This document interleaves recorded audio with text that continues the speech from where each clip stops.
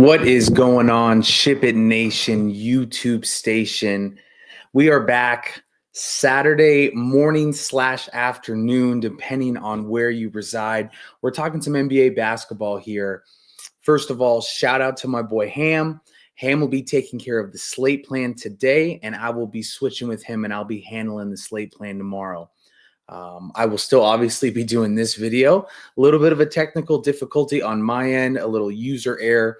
I can't seem to switch over to show you guys the Sabre screen that we normally go by. We either go by the Stone or by Sabre. Unfortunately, I can't get that going. So today you guys get an up close and personal look at my mug and the Kawhi jersey in the back. Should not be an issue, though. We're just going to kind of make this like a podcast edition.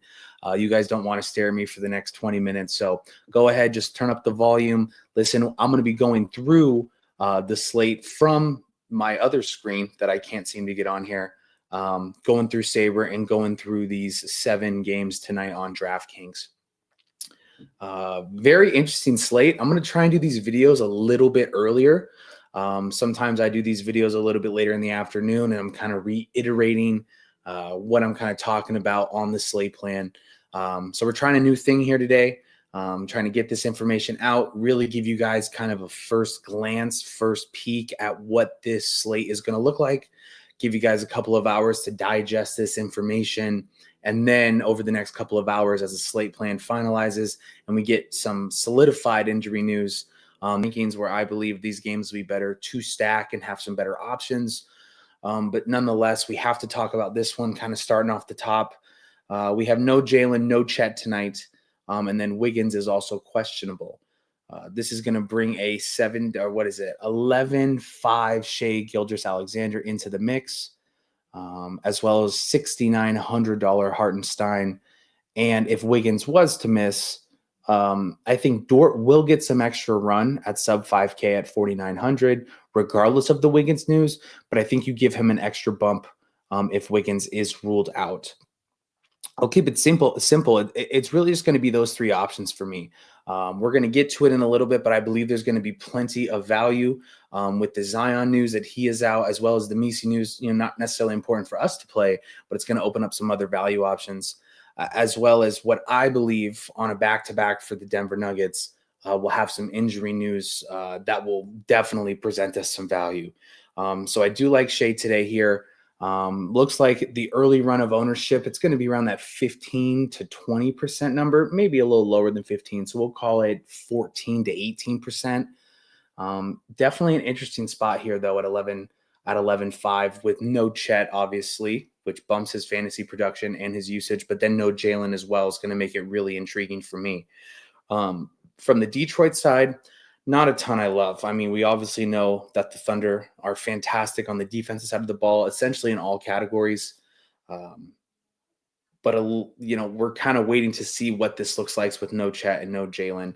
I would anticipate defense does take a small drop off, but I still think it's a great defensive unit as a team, regardless who's on the floor. So yes, can definitely get behind Cade Cunningham tonight at 10-3. He's going to probably have around the same ownership as Shai will have tonight. So kind of taking your pick there. I'm okay to go down to the discount. He's playing huge minutes. Obviously his usage is huge. And to be able to win this game, he's really going to have to score. So I don't mind him. Not my favorite play on the slate, but he will definitely be in my pool for game stacks. And I'll throw a $7,100 Jalen Duren in the mix as well. Obviously very tough rim defense for the Thunder, but I think they are going to take a smaller step back or a bigger step back, specifically in the post with no Jalen and no Chet. I'll also throw Tobias Harris in there at sub 6K, 5,900. Very interesting option. He's been playing really well lately. We are moving on to another game here that necessarily isn't my favorite, but somewhere we're going to have to talk about with the news that we have. The Bulls, probably no Giddey again tonight. Kobe White is probable. And then for the Rocket side, obviously, no Amen. They did play last night, so I'm kind of curious as the day goes on and the next injury report comes out, who will miss. As of now, I'm projecting them in. We're going to go right back to the value that we've had, a couple of nights ago for the Bulls. We're going back to Trey Jones. We're going back to Kevin Huerter. We're going back to Kobe White. We'll call him value because of the role that he has at 7,500 just isn't enough. The early runs of ownership projections are showing a very popular Jones and Huerter. I could even throw Buzelis into that mix. Not gathering a bunch of ownership here as we start the day, but he also is 4,900 and offers us a spot for salary relief. I'm interested to see what comes out with the Vooch minutes. Obviously came out on a minutes limit after he came back from his, I believe it was a couple of weeks worth of injury. 7,400 if they were to take off that limits restriction, which I don't believe they will, but if they were, 7,400 could be too cheap. I know a tougher defensive unit with the Rockets, but definitely in play. Yeah, I'm gonna keep it. I'm gonna keep it at that. I'm projecting Giddey out, and it's gonna be Jones, White, Huerter, Buzelis. Jumping over to the Rockets side tonight, we have a doubtful Tari Eason. Obviously played amazing last night. I believe he got up to 50 fantasy points. 6,300. He is out of the mix, which is going to open up, some other mid-tier value when we talk about Jabari Smith, Dylan Brooks, even Jalen Green at 7,500. I think taking him out of the starting lineup is really going to open up some extra shots for a few of these guys. Obviously, against the Bulls is a spot that we want to target, which, has all season long kind of been a fantastic spot to really just stack up teams and kind of grab another piece from the Bulls and watch your lineups jump. I think, like I said, prior to, this game, I think we might get some injury news later in the day. If that's the case, if it is Şengün, we're going to bump Steven Adams at 3,200. I believe he still is in play here. If you believe that he can be productive in those backup center minutes, against, a weak rim defense in the Bulls. But additionally, if this game does get out of hand, now Rockets necessarily aren't a team that's, going to pull their starters very early in a blowout. They kind of finish out games like Rio talked about yesterday on the show. But 3,200, we know how great of a fantasy producer he is. So yeah, I mean, from a value perspective, I'm going to slide Jabari Smith ahead of Steven Adams. 4,900 versus 3,200. Yes. But I think when they assert him back in the starting lineup, if they do, it'd be interesting to see him come off the bench still.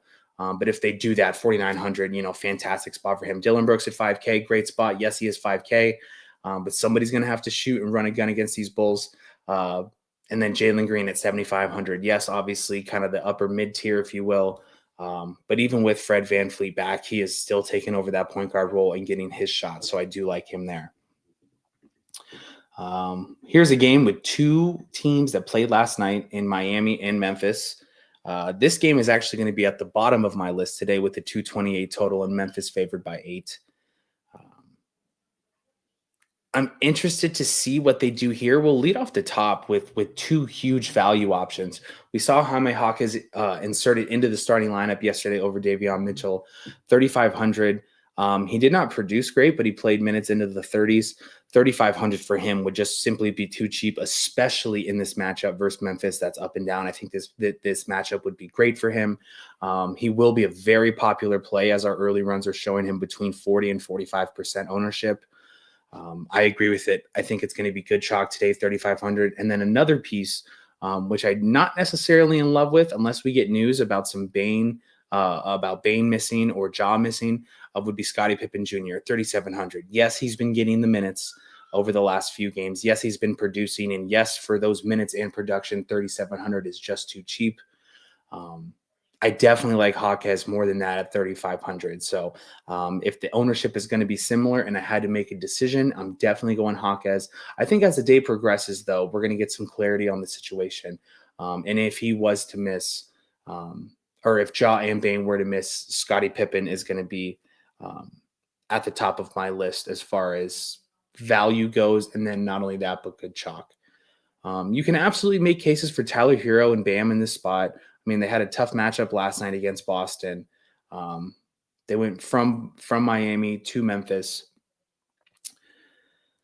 I don't know. It's interesting. We're going to get to a game here in a second where these guys are priced similar to guys like Dame, to guys like Halliburton, to guys like Siakam, and I think I'm going to like those guys more in a playoff style atmosphere with two must wins versus each other. But I'll kind of leave it at that. I think, when you look at ownership with Tyler Hero at 10% and Bam at 5%, that'd be really interesting for builds on a 7-game slate, trying to get one of those guys. And yes, Hero's been taking a million shots, been really productive over the last month and a half. Same with Bam Adebayo. Ware's coming out of that starting lineup, offering him some more opportunity, not only for rebounding, but assists as well. Becoming more of a playmaker. 9,100, a little bit expensive, but 8,500 as well. Both those guys will certainly be options here. I am going to stay, as I finish up this game, I am going to stay hesitant as the day goes on, hoping and, waiting for the news on a Ja or a Bane or somebody from the Memphis side. I would anticipate, Ja missing after a big night last night and then asserting Scottie Pippen into the mix. We are going to probably my second or third favorite game of the slate, playoff level atmosphere. They played a few times back. Pacers and Milwaukee. We're staring at a 235.5 total. Milwaukee's favored by, what is that? Now it went from 5.5 to 6. We could just go back and watch the tape on the last game. We saw guys, Halliburton coming off an injury. I believe he missed 3 straight. We're trying to monitor his minutes, played 32 minutes. Yes, he did play last night, but I think this is a big time game and a must win on both sides. So I would anticipate Halliburton, getting his full allotment of minutes. Siakam has kind of stepped into, who we always thought he was over the last couple of nights at 8,500. His ownership is really low. And this is going to be like a spitting image of what we saw a few nights back. I believe he was 1% in most contests on today's Saturday, so on Thursday night. Don't mind him as a pivot option off of like a Halliburton or a Dame in this game.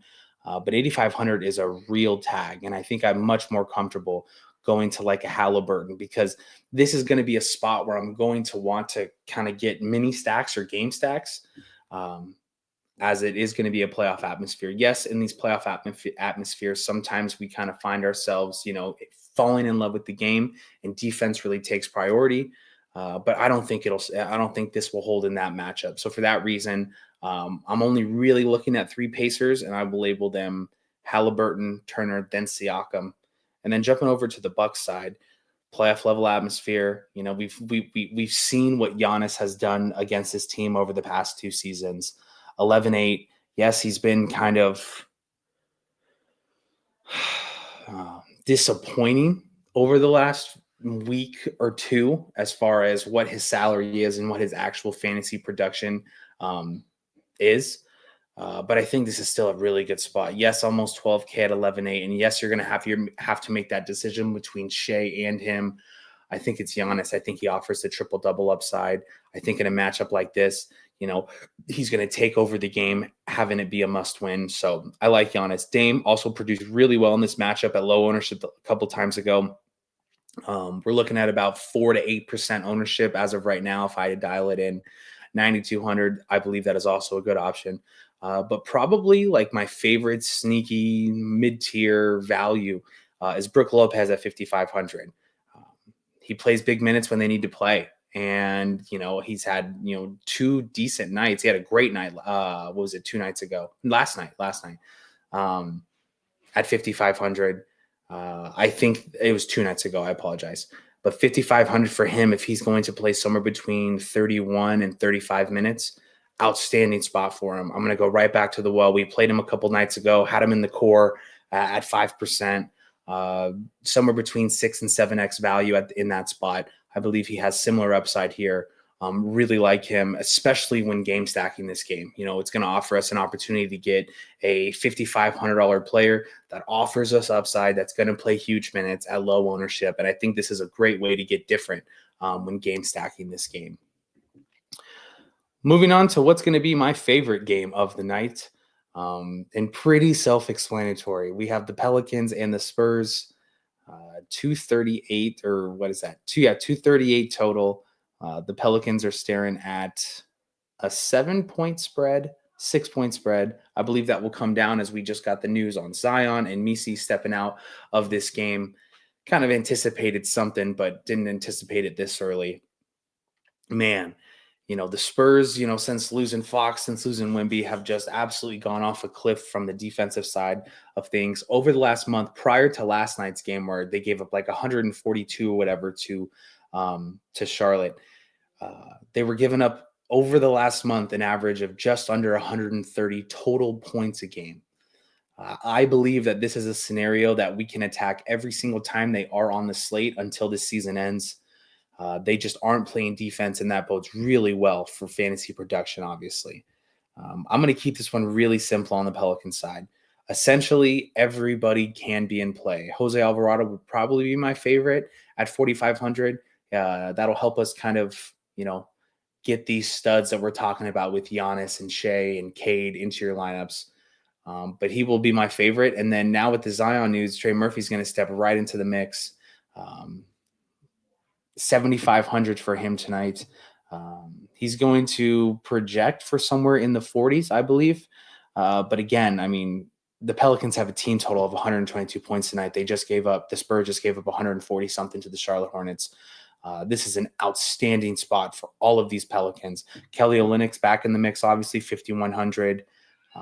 You can even make a case for Jordan Hawkins in a spot like this, but Trey Murphy, Jose Alvarado, Kelly Olynyk, Jordan Hawkins are all going to be in play for me tonight. And then from the Spurs side, I'm going to keep it simple. We talked about it yesterday on the show. It's going to be Castle. It's going to be Vassell. It's going to be, Keldon Johnson.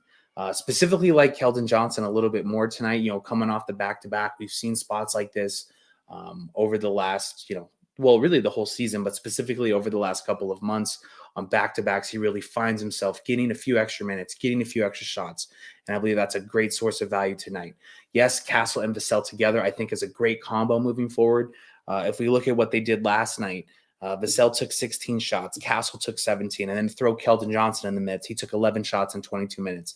These are three guys that I want to target. Their prices will all come up. I would anticipate Vassell and Castle both being somewhere in the mid 7Ks by next week.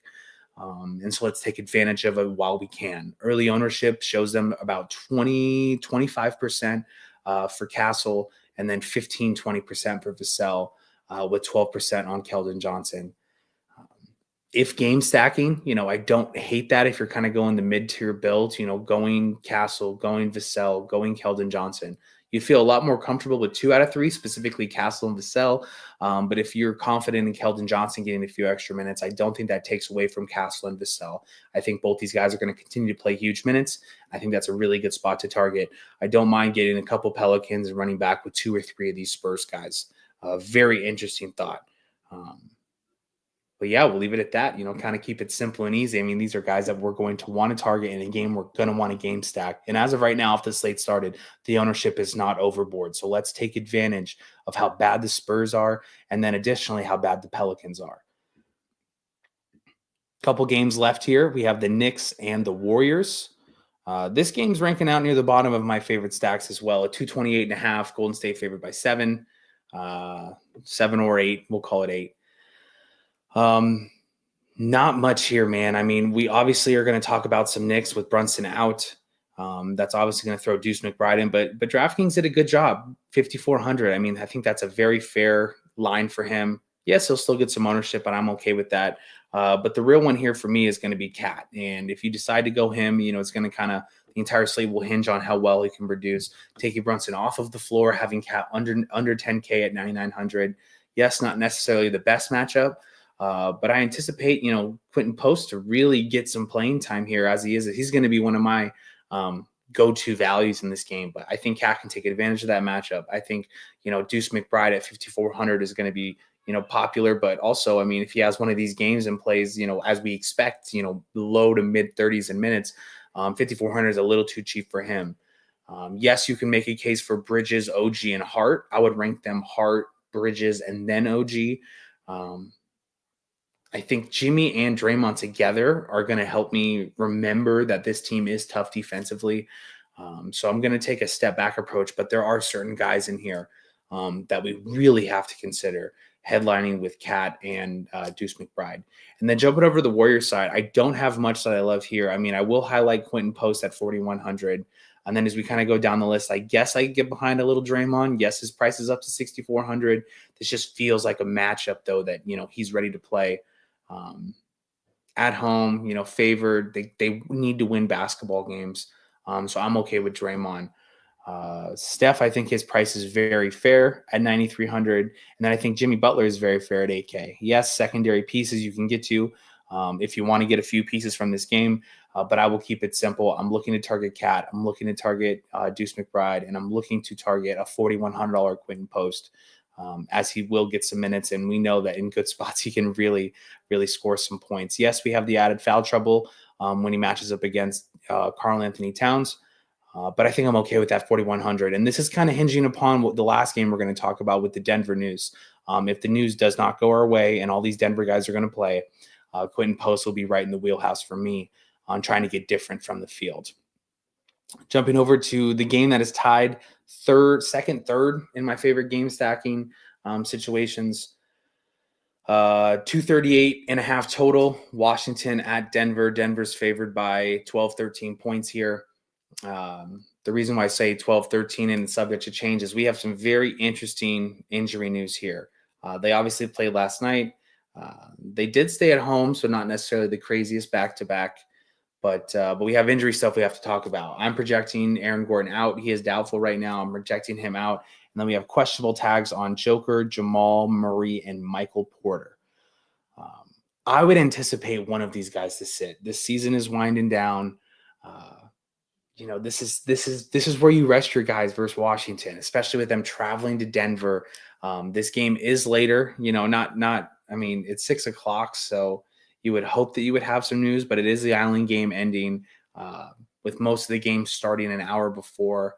So it's a really tough spot. This would be a situation where, you build your lineups knowing what you would do when this injury news comes out. Set up your projections so that when this injury news changes, you can upload new projections and know where you're going to target. So we're not scrambling if some news comes out about him warming up on Twitter or any underdog alerts. Like I said, I think somebody sits. If that's the case, Russell Westbrook is going to jump to the top of everybody's list. 6K, yes. But, if we don't have Jamal Murray, we don't have Aaron Gordon, we don't have Michael Porter, I could see mid-30s minutes for him. In this matchup where we could really target against Washington, I think he's in a great spot. Brown's also in a great spot. He's been playing really well over the last month or so. He's 6,100.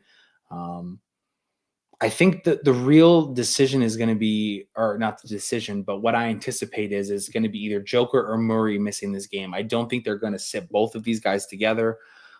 If that's the case, obviously we want to target the other, right? If Jamal Murray and Michael Porter were to sit today, yes, regardless of spread, I think this game does stay close. Washington's been playing a little bit better, keeping games closer. Joker will be at the top of the list. Yes, almost 13,000. But, we've seen a 100-point upside from him. I think this is another spot that he'll be able to do that. But, yeah, moral of the story is for this game, because it's later, make your decision on what you think is most probable to happen and be able to react as fast as possible prior to lock. And then once the game's locked, be really set on your decision. As of right now, I would think somebody like a Jamal Murray sits and Michael Porter sits and we play Joker, or Joker sits and Jamal Murray and Michael Porter are in. If that's the case, we're going to want to target Jamal Murray and Michael Porter as well.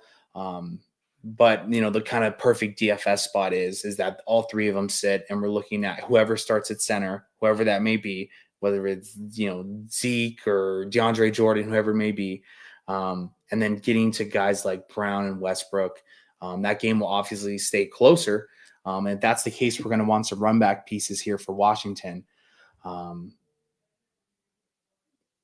they're all fairly priced. Champagny at 5,100 asserted back into the starting lineup, playing huge minutes. I don't mind him. He'll probably be the most popular play on the entire team. Alex Sarr's up to 6K. Yes, we've seen him get into the 30s in 2 out of the last 3 games as far as minutes go. So he'll be on the list. I like him more if Joker's out, though. 6K. I'm gonna assume that they continue to give him minutes. So I like him at 6K. Keyshawn George and Jordan Poole are very interesting. I mean, most likely, if all these guys are out, we're going to want to get to Jordan Poole at 7,200. But we're going to have to make a decision somewhere in the mid tier. So is it going to be Bub Carrington? Is it going to be Keyshawn George? I lean Keyshawn George of that mix with Champagnie. But if you're looking for multiple combos, we're going to find ourselves on Jordan Poole and Alex Sarr. And I'm definitely okay with that.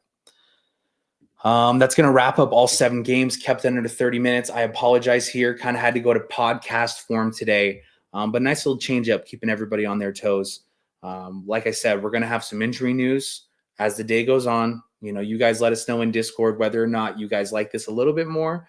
Us kind of giving us that first look, first peek, kind of give it a couple of hours to digest and let the news come in, and then we can react from news.